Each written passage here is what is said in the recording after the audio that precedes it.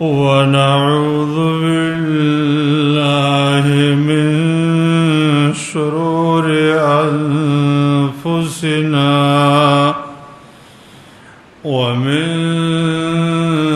سيئات أعمالنا من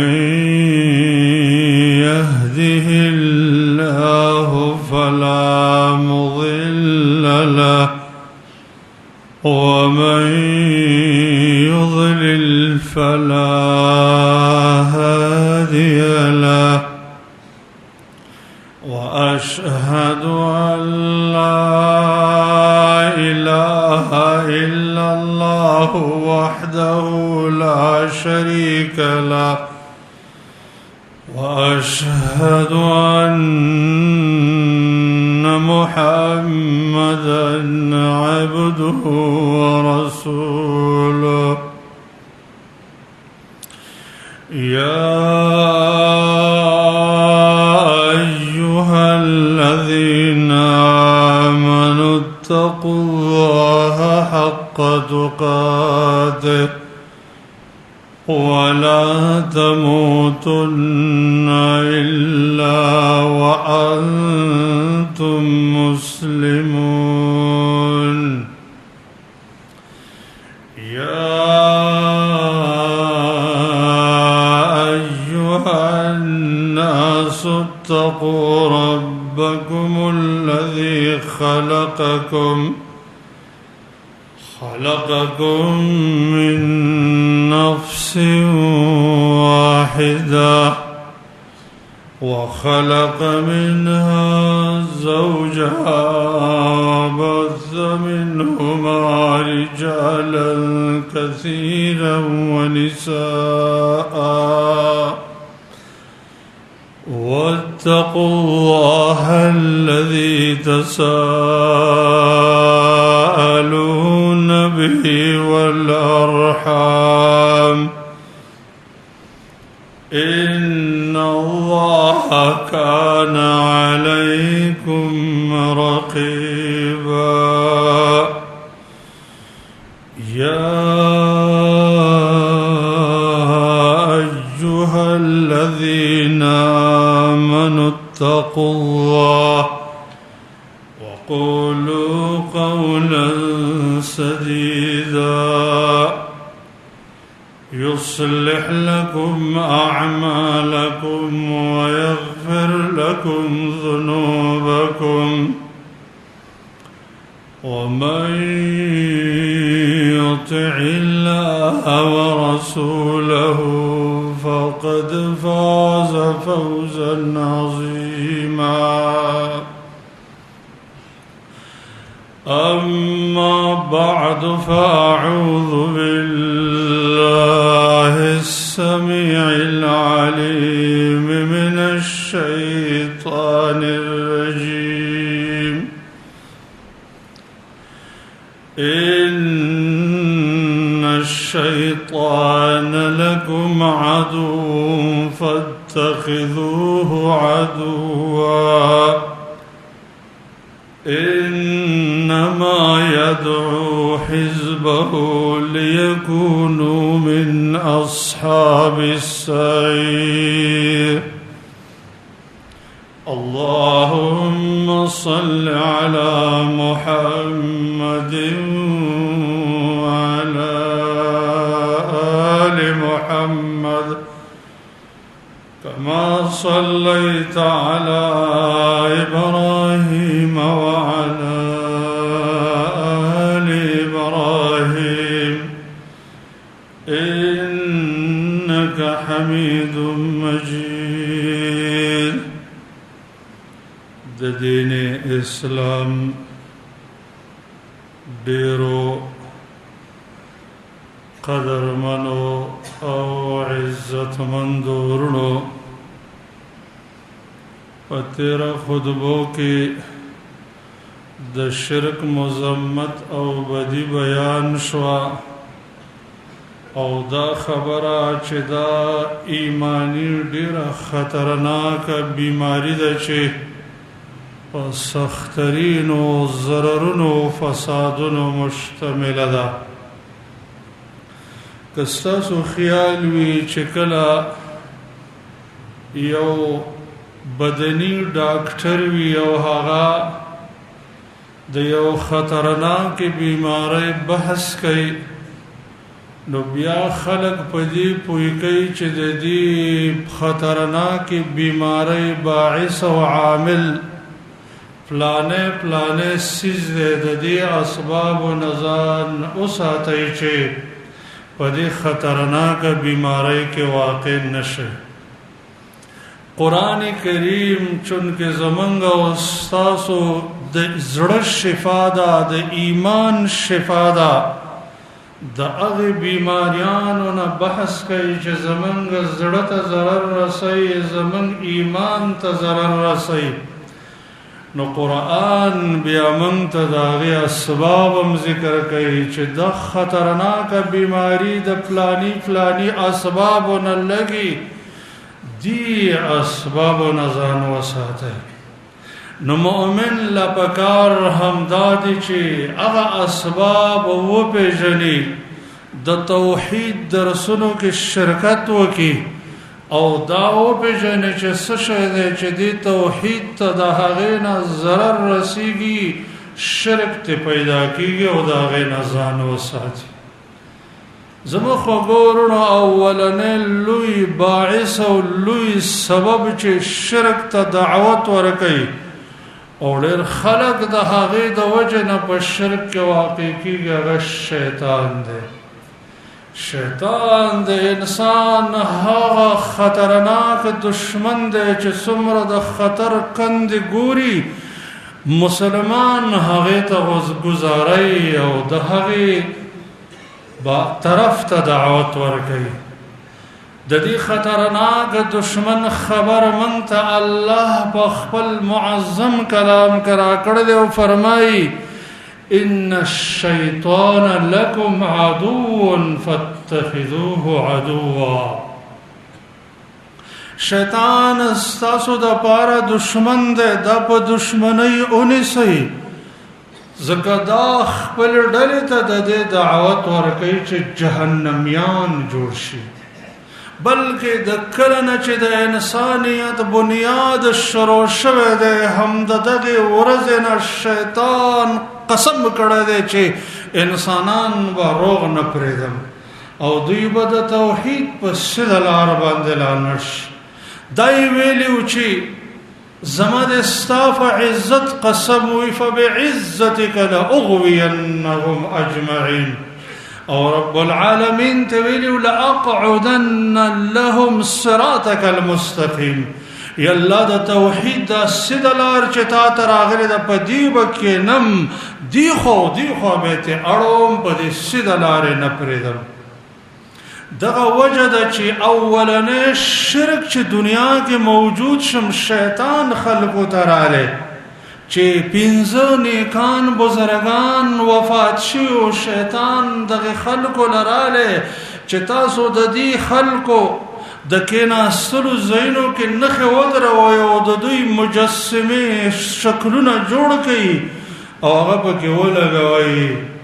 نو د هغې په وجه به ستاسو د غم تسلي وشي او تاسو به عبادت ته شوق کې راځئ.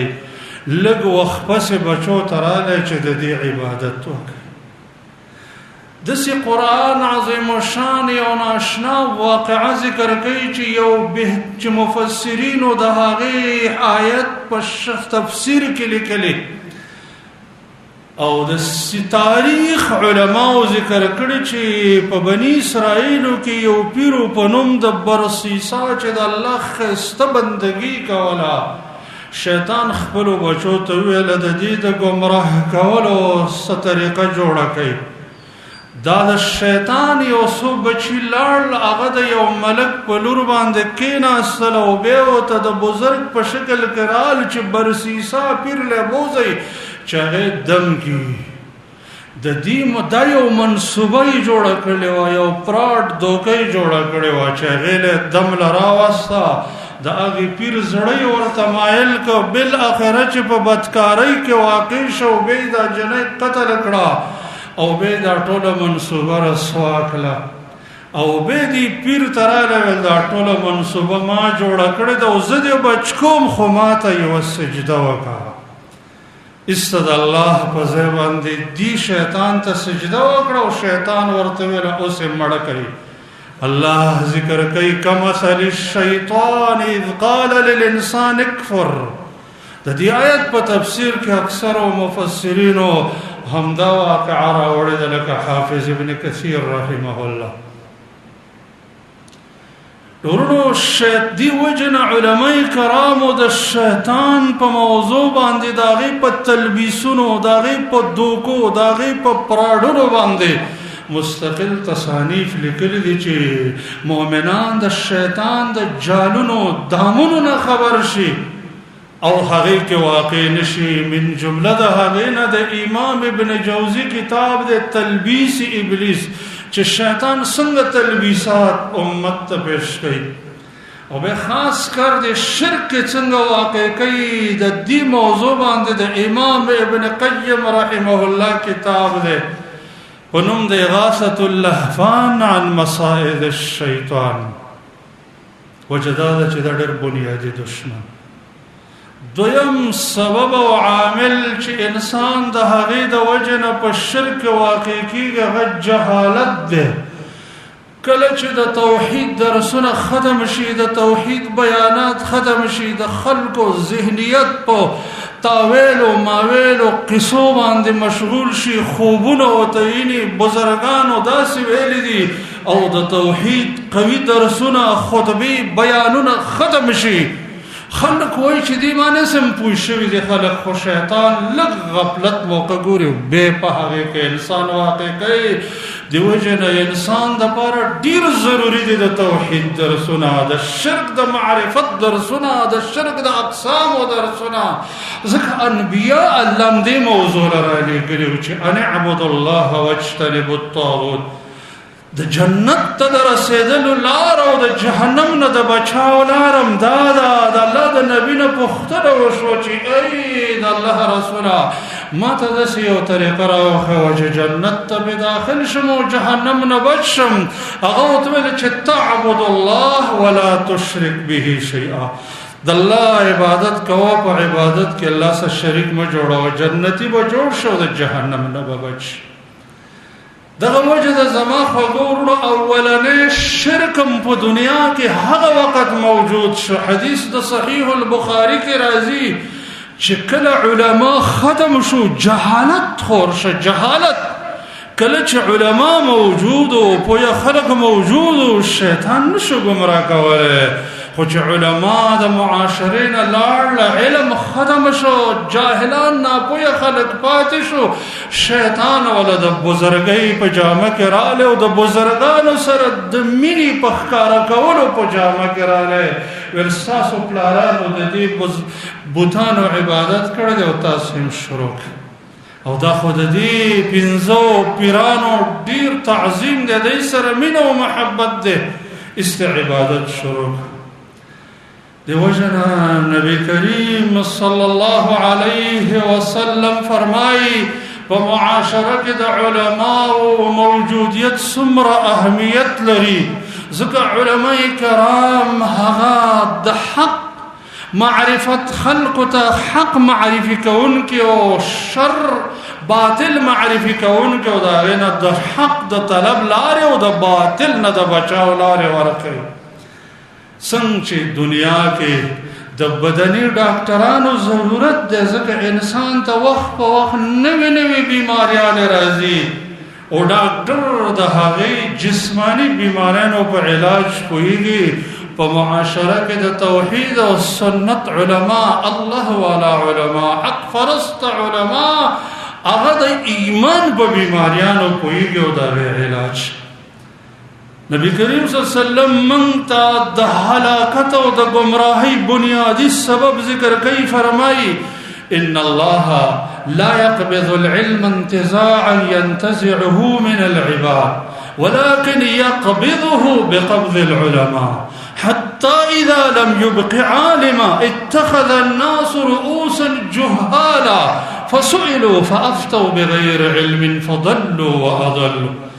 الله علم د انسانانو نه داسې نه اوچتوي چې د انسانانو د سینو نه د علم را اوچت کړي او ختم شي.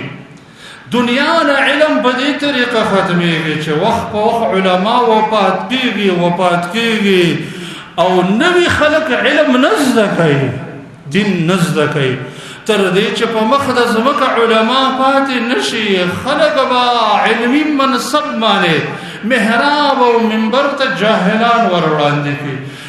قیادت او مشري د قوم به جاهلانو سره وي. هغې نه به خلک د دیني مسایلو پوښتنه کوي، هغوی به په جهالت جواب ورکوي. خپله به هم ګمراهي او خلک به هم ګمراه. دې وجې نه چې کله بني اسرائیلو د موسی علیه السلام نه د شرک او مطالبه وکړه کنه چې موږ هم داسې اله وګرځوه، هغه ته د دې بنیادي سبب ذکر کړه چې انکم قوم تجهلون. تاسو ځکه د دې شرک طرف ته اعلان وکړه چې تاسو کې جهالت دی. جهالت دغه وجه ده چې د علم او د علماو مقام ډېر اوچت دی او په معاشره کې د علماو لږ وخت نه موجودیت هم ډېر خطرناک سبب جوړېږي. لکه تاسو وګورئ چې څلوېښت ورځې موسی علیه السلام چې د وحي راوړونکی بهترین شخصیتو د الله د طرف نه په وحي نازلېدل او خلکو ته یې علم ښوده، څلوېښت ورځې چې هغه غایب شو، قوم یې د الله بندګي پرېښوده او د سخي بندګي شروع کړه. نو زما خوږو ورونو لوی هغه دا دی چې سړی د قرآن او سنت د درسونو نه لري، د دین د بیاناتو نه لري، د توحید د درسونو نه لري، دا خلکو ته ټیم ضایع کول ښکاري چې مړه خپل روزګار ولې نه کوم، 5 روپۍ ولې نه ګټم، بچو له رزق ولې نه پیدا کوم. هغه هم پیدا که ناروا نه ده، خو دا هم ضروري بنیادي چې زمونږ خلقت د کوم مقصد دپاره شوی دی دا مه یروه. دي د قرآن او سنت درسونو ته، د دین بیاناتو ته، د توحید درسونو ته حاضري ورکړه چې پوه شي. دریم سبب زما خوږو ورونو هغه دا دی چې د نیکانو انسانانو سره په مینه او محبت کې د حد نه تجاوز کول. هر شي دپاره یو حد دی.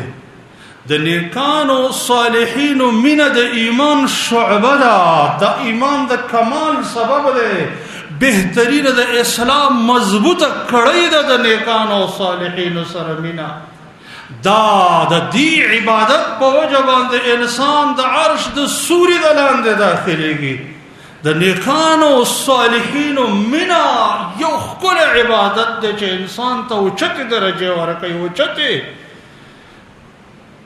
لیکن هر شی یو خپل حد لري. که ته دومره مینه وکړي چې دا ډېره مینه په تا باعث شي او د بندګۍ د مرتبې نه اوچت کړي او د پیغمبرۍ درجې ته ورسې، د الوهیت درجې ته ورسې، نقصان کې واقع شي.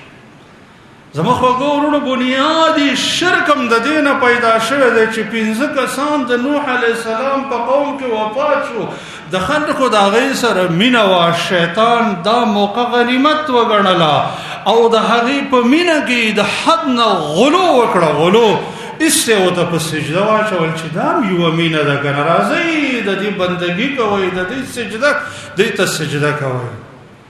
دغه وجه ده چې قرآن عظیم الشان موږ ته د شرک یو خطرناک قسم ښیي چې هغه د مینې نه پیدا کېږي. مینې چې یو چا سره او بې نیکانو بندګانو سره دومره مینه وکړي چې د هغوی مینه ته بندګۍ په ځای باندې ته عبادت شروع کړي. الله فرمایي ومن الناس من یتخذ من دون الله اندادا یحبونهم کحب الله.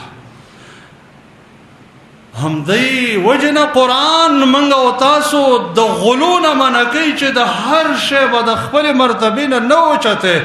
حتی د الله را لېږل شوی نبي چې د هغې څومره لوی مقام دی، د ایمان شعبه ده، د انسان په زړه کې د هغه وقار عظمت پروت دی، خو الله د هغه په باره کې فرمایي چې ګوره د عیسی علیه السلام په حق کې تاسو غلو کړی ده نو بندګي ورله شروع کړه. فرمایي یا اهل الكتاب لا تغلوا في دينكم ولا تقولوا على الله الا الحق. د کتاب والاو تاسو په دین کې د حد نه غلو مکوئ او د عیسی علیه السلام په باره کې د حد نه تجاوز مکوئ چې تاسو د الله بچی دی، الله دی، الہ دی، بلکې دا د الله بنده او رسول دی. من ته د دې خطرناکې بیمارۍ نه هم محمد رسول الله صلی الله علیه وسلم یرولي او فرمایلی دي ایاکم والغلو فی الدین فانما اهلک من کان قبلکم الغلو. اے خلقو د غلو نه ځان وساتئ، ځکه دې مخکني امتونه چې هلاک شوي دي او تباه شوي دي دم د غلو په وجه باندې تباه شوي دي. تاسو به غلو مکوئ او بې فر خپل ځان ښیوئ، زما په باره کې م غلو مکوئ. لا تطروني کما اطرت النصارى ابن مریم. تاسو زما په باره کې هم د حد نه تجاوز په مدح کې مکوئ څنګه چې عیسیانو د عیسی علیه السلام په باره کې کړی و. ګوره زه د الله بنده یم او د الله رسول یم. یو بل حدیث کې همداسې راځي، نبی صلی الله علیه وسلم فرمایي انا محمد بن عبد الله.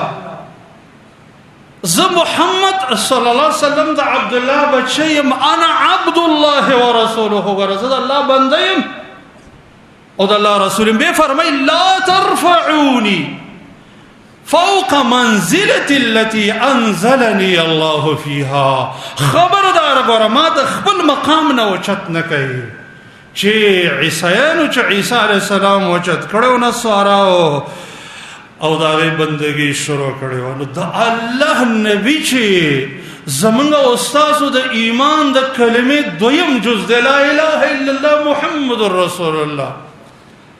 الله رب العالمین چې چرته خپل اطاعت ذکر کوي د ده اطاعت ذکر کوي. اطیعوا الله و اطیعوا الرسول.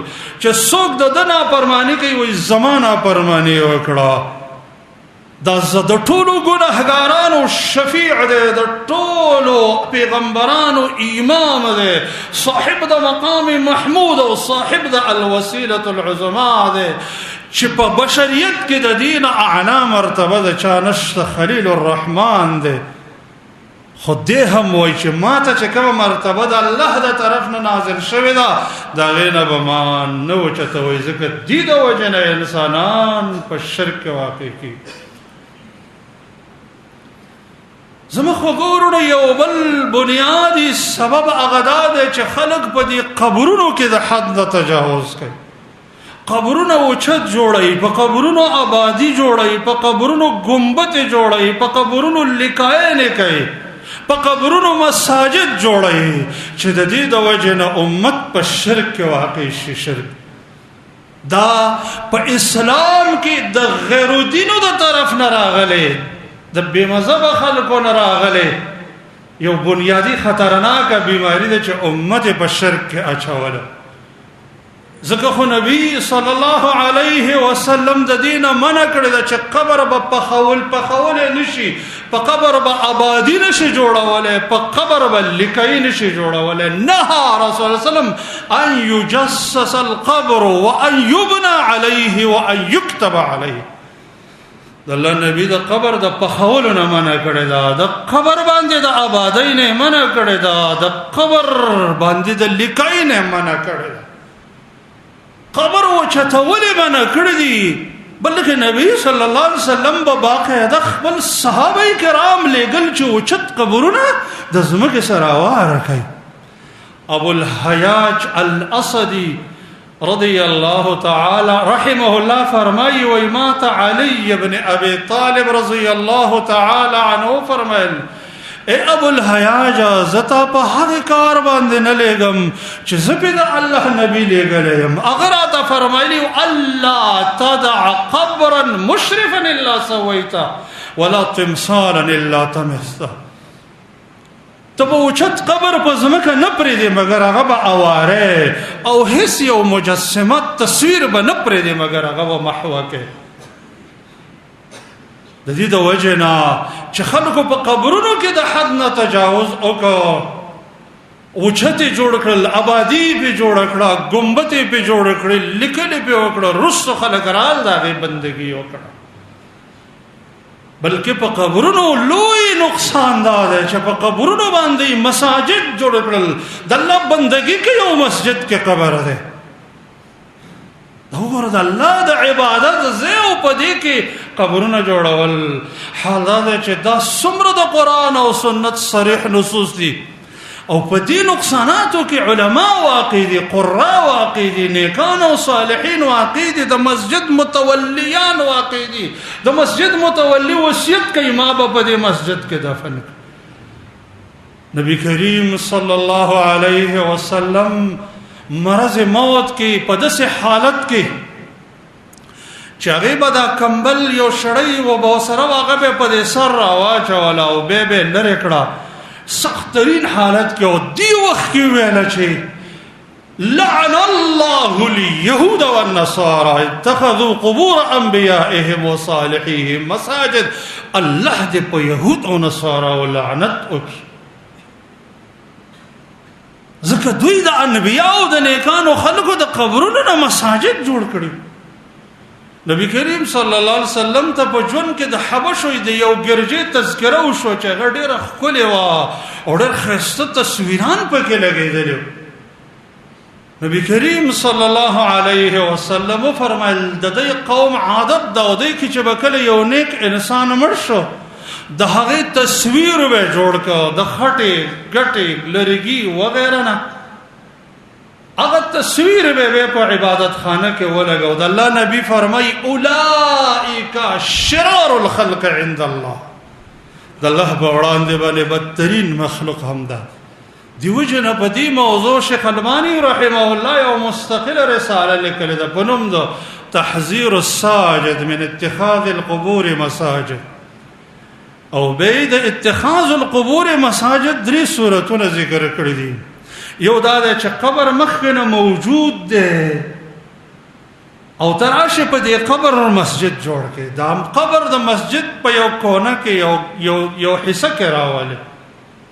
دویم دا ده چې مسجد متولی مخ جوړ کړی دی او ځان له پکې د قبر زم پرې خېده چې زه وفات شم ما به په دې مسجد هغې ځای کې دفن کوي.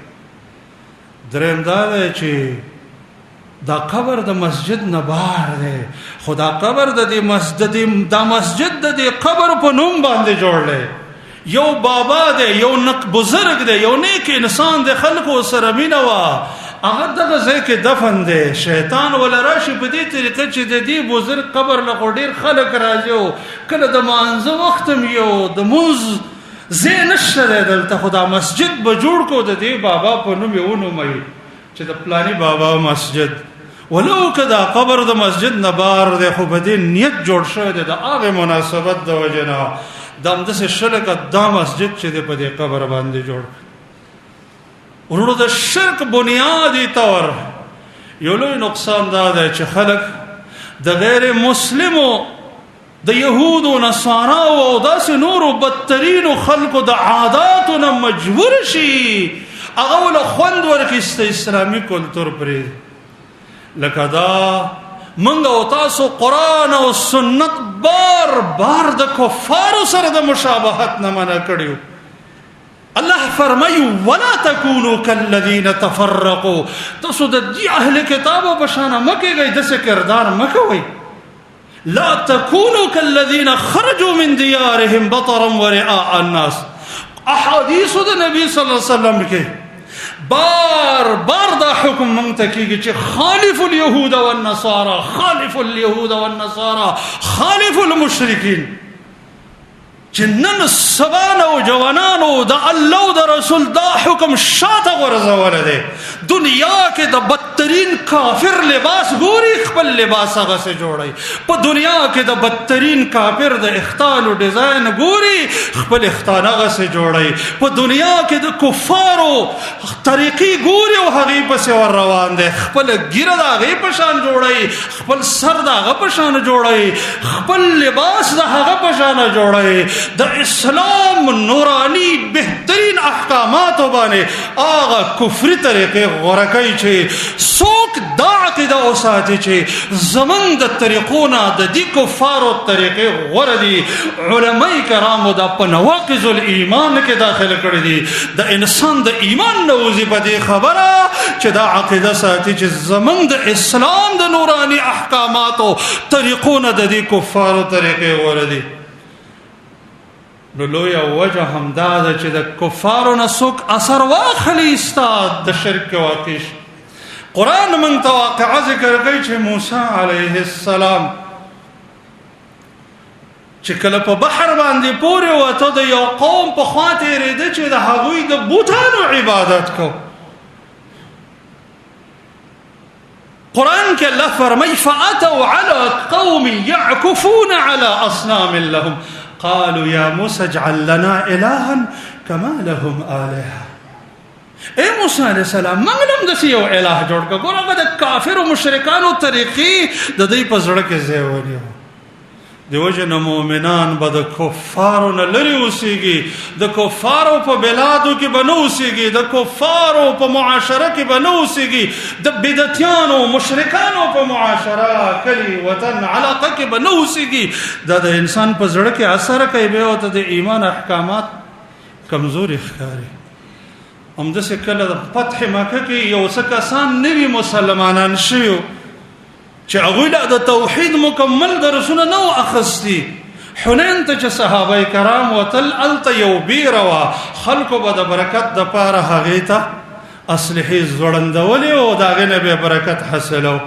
نو په دې کې بعضې کسان چې هغوی د ایمان درسونه مکمل نه و اخیستي، نوي فتح مکه کې مسلمان شوي ویل یا رسول الله اجعل لنا الها کما لهم آله، اجعل لنا ذات انوات کما لهم ذات انوات. د الله رسول موږ لم داسې بیره مقرر کړه، برکت به پې حاصلو. هغه ورته وفرمیل الله اکبر انها السنن قلتم الذي نفسي بيده كما قالت بنو اسرائيل لموسى اجعل لنا الها كما لهم آلهة. تاسو خو د غیر دینو په طریقو باندې روان شو. معاذ رضی الله تعالی عنه شام ته تللی او په شام کې څه خلک ولیدل چې خپلو پیرانو ته سجدې کولې.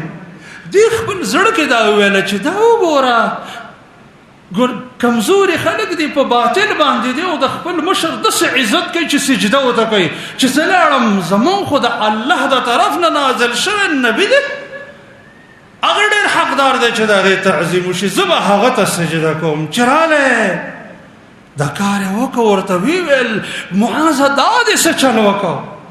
وَإِن رَأَيْتُ قَوْمًا يَسْجُدُونَ لِأَسَاقِفَتِهِمْ فَأَنْتَ أَحَقُّ بِالسُّجُودِ. شام کې خلکو خپلو مشرانو ته داسې د تعظیم سجدې کولې، ما دا زه به خپل د الله رسول ته وکړم. هغه پوه کړ ویل ګوره سجده غیر الله ته جایز نه ده، که دا چېرته غیر الله ته جایز وی نو ما به بیبي ته حکم کړی وی چې د خپل خاوند ته د سجده کوه، ځکه د الله نه وروسته دویم عظیم حق په بیبي باندې د خاوند دی. دا سجده د الله نه سوا بل چا ته جایز نه ده. نو زما خوږو ورونو، موږ او تاسو به صحیح په توحید اله پوه شو او د شرک د ټولو خطرناکو اسبابو نه به اله ځان وساتو چې د توحید درسونو کې شرکت وکړو.